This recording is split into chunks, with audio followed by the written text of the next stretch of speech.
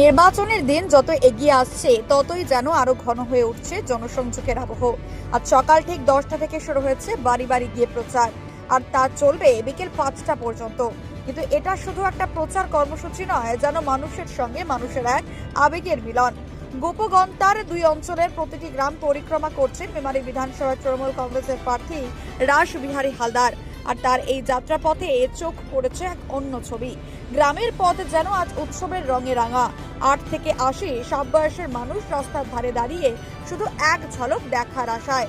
কোথাও ফুলের মালা নিয়ে অপেক্ষা, কোথাও আবার প্রখর রোদ উপেক্ষা করে ঠান্ডা শরবত হাতে দাঁড়িয়ে মানুষ।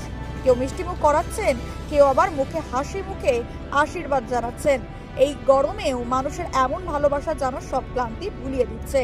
প্রচারের মাঝে বারবার শোনা যাচ্ছে একটাই স্লোগান, জয় বাংলা। সেই স্লোগানে মিশে আছে বিশ্বাস, আশা, এক অদ্ভুত আবেগ। এই দৃশ্য দেখে অনেকেই বলছেন, এটাকে শুধুই প্রচার নাকি আগাম এক বিজয় মিছিলের ইঙ্গিত। মানুষ যেভাবে আপন করে নিচ্ছে তাতে মনে হচ্ছে রাসবিহারী হালদার যেন এই এলাকারই ঘরের ছেলে। আর এই অগাধ ভালোবাসা দেখে তিনিও আশাবাদী, জয় এবার নিশ্চিত।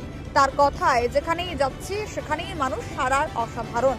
গত 15 বছরে মুখ্যমন্ত্রী মমতা বন্দ্যোপাধ্যায়ের উন্নয়নের যে ধারা, তারই প্রতিফলন নাকি দেখা যাচ্ছে জনসমর্থনে। মানুষের চোখে মুখে একটাই চাওয়া, আবারও মমতা ব্যানার্জিকেই মুখ্যমন্ত্রী হিসেবে দেখতে চায় তারা। সব মিলিয়ে আজকের এই প্রচার শুধু রাজনৈতিক কর্মসূচি নয়, এটা এক আবেগ, এক বিশ্বাস আর মানুষের হৃদয়ের এক গভীর গল্প। মেমারি থেকে দিনেশ শীলের রিপোর্ট, মেমারি আপডেট নিউজ।